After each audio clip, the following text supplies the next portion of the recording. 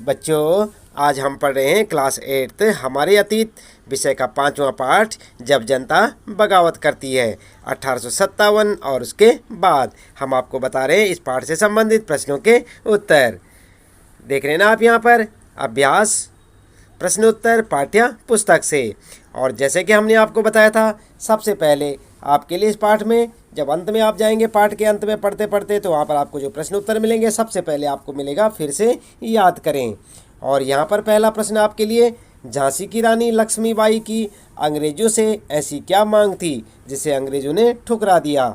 उत्तर में क्या लिखेंगे बच्चों आप? उत्तर लिखेंगे झांसी की रानी की मांग। झांसी की रानी चाहती थी कि कंपनी उसके पति की मृत्यु के बाद उनके गोद लिए हुए बेटे को वैध अधिकार मान लें। और समझ गए ना आप बच्चों? इस प्रकार से आप इस प्रश्न का उत्तर लिखेंगे। इसके बाद दूसरा प्रश्न है बच्चों आपके लिए, ईसाई धर्म अपनाने वालों के हितों की रक्षा के लिए अंग्रेजों ने क्या किया। उत्तर लिखेंगे ईसाई धर्म अपनाने वालों के हितों की रक्षा। और उसके बाद लिखेंगे आप ऐसे पॉइंट बनाकर, क्योंकि सबसे पहले आप यहाँ पर हेडिंग डाल के ऐसे लिखेंगे इसे। इसके बाद लिखेंगे नंबर 1, 1850 यानी 1850 में एक नया कानून बनाया जिससे ईसाई धर्म को अपनाना और आसान हो गया। उसके बाद दूसरा पॉइंट लिखेंगे आप, ईसाई धर्म अपनाने वाले भारतीयों को अपने पूर्वजों की संपत्ति प्राप्त करने का अधिकार दे दिया गया। इस प्रकार से आप उत्तर लिखेंगे।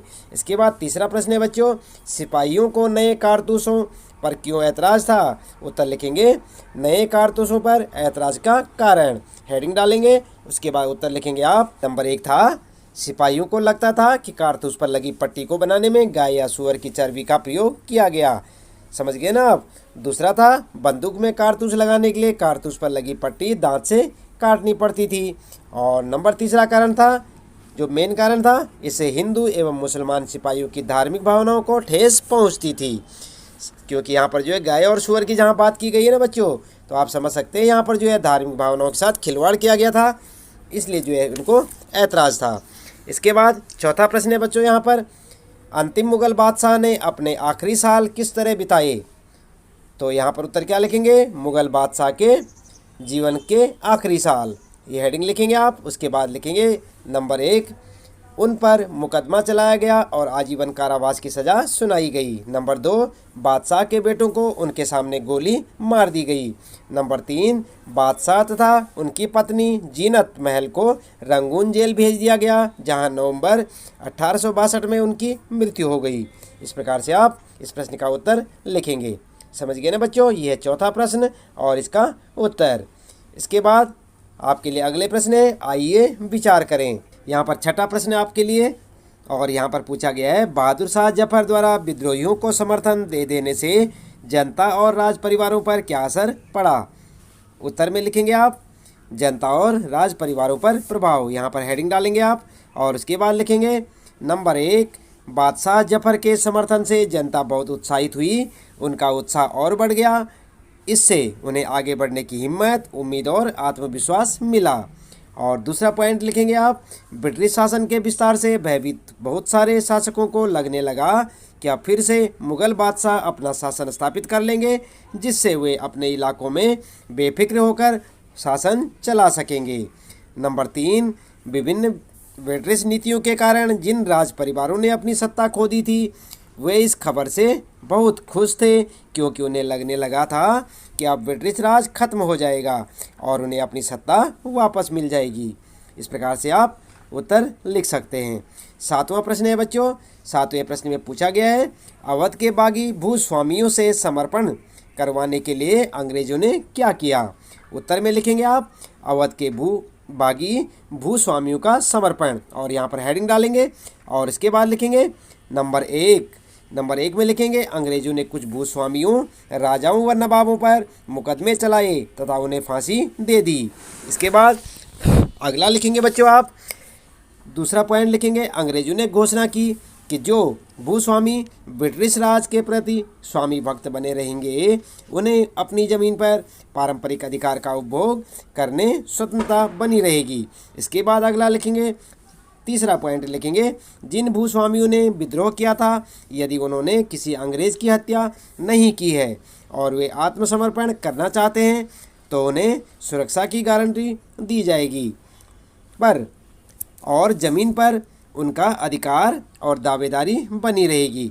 समझ गए ना बच्चों? तो इस प्रकार से आप, ये 7वां प्रश्न है आपका और इसका उत्तर लिखेंगे।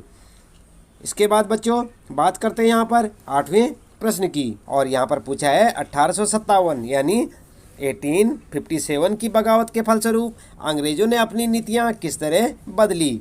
उत्तर में लिख सकते हैं आप अंग्रेजों की नीति में बदलाव, इस प्रकार से लिखें और उसके बाद हेडिंग डाल के लिखेंगे आप। नंबर 1, ब्रिटिश संसद ने 1858 यानी 1858 में एक नया कानून पारित किया और ईस्ट इंडिया कंपनी के सारे अधिकार ब्रिटिश साम्राज्य के हाथ में सौंप दिए।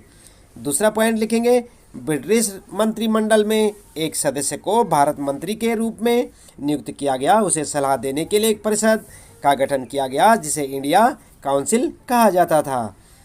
इसके बाद तीसरा पॉइंट लिखेंगे बच्चों, भारत के गवर्नर जनरल को वायसराय कहा जाने लगा। और चौथा पॉइंट लिखेंगे, देश के सभी शासकों को भरोसा दिया गया कि भविष्य में कभी भी उनके भू क्षेत्र पर कब्जा नहीं किया जाएगा।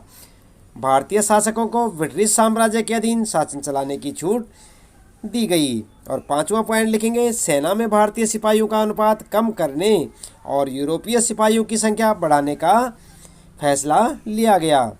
और इसके बाद जो है छठा, मुसलमानों की ज़मीन और संपत्ति बड़े पैमाने पर जब्त की गई क्योंकि 1857 के विद्रोह का कारण मुसलमानों को माना गया।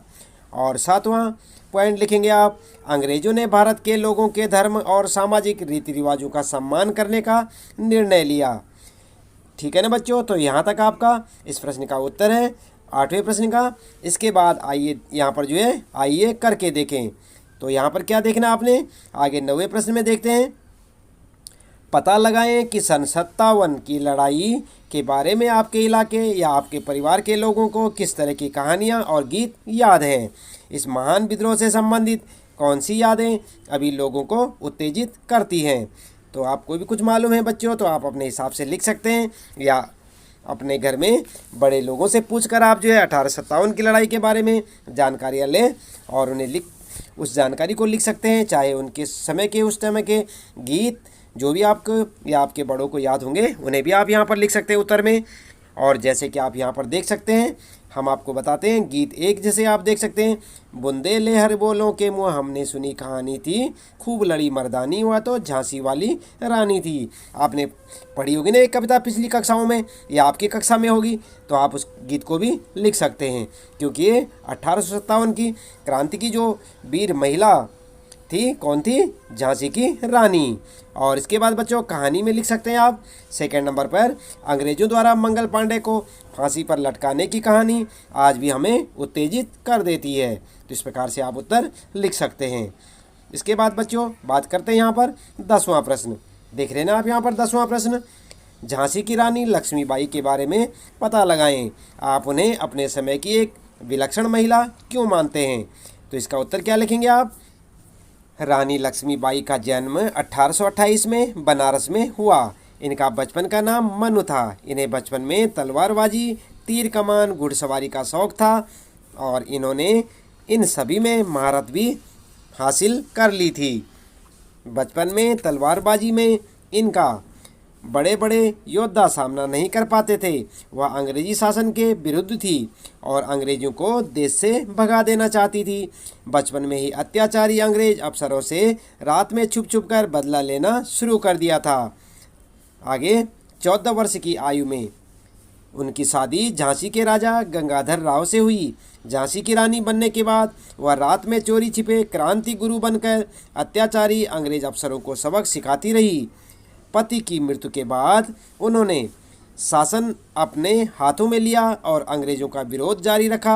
वह अंग्रेजों को देश से बाहर करने के लिए सभी रियासतों को एकजुट करना चाहती थी, उनकी कूटनीति को समझना चाहती थी। 1857 के प्रथम स्वतंत्रता संग्राम में उन्होंने बढ़ चढ़कर हिस्सा लिया। उन्होंने एक सेनापति अंग्रेजों से मिला हुआ था जिसके विश्वासघात के कारण अंग्रेज सेना ने उन्हें महल में चारों ओर से घेर लिया और हथियार डालने के लिए कहा, लेकिन लक्ष्मीबाई ने हार नहीं मानी। अपने पुत्र को पीठ पर बांधकर और मुंह में घोड़े की लगाम दबाकर दोनों हाथों से तलवार चलाते हुए अंग्रेज सेना को चीरती हुई महल से बाहर निकल गई और अंत में अंग्रेजों से लड़ते हुए जून 1858 यानी 1858 को वीरगति को प्राप्त हुई। तो इस प्रकार से बच्चों आप इस 10वें प्रश्न का उत्तर लिख सकते हैं। थोड़ा उत्तर लंबा है इसका, लेकिन कोई बात नहीं, आप इसे एक कहानी के तौर पर लें और इसे अच्छे से याद भी करें और इसका उत्तर हो सकता है ये प्रश्न आपके लिए परीक्षा में भी आ सकता है। काफ़ी इंपॉर्टेंट क्वेश्चन है बच्चों, तो इसे आप अच्छे से याद करें। ठीक है ना बच्चों। तो इसके बाद यहाँ पर जो है इस पाठ से संबंधित प्रश्नों के उत्तर समाप्त होते हैं। आज हम पढ़ रहे थे बच्चों यहाँ पर कक्षा 8 सामाजिक अध्ययन के अंतर्गत हमारे अतीत विषय का 5वां पाठ, जब जनता बगावत करती है, 1857 और उसके बाद। आज के लिए इतना काफ़ी है। आपका दिन शुभ हो।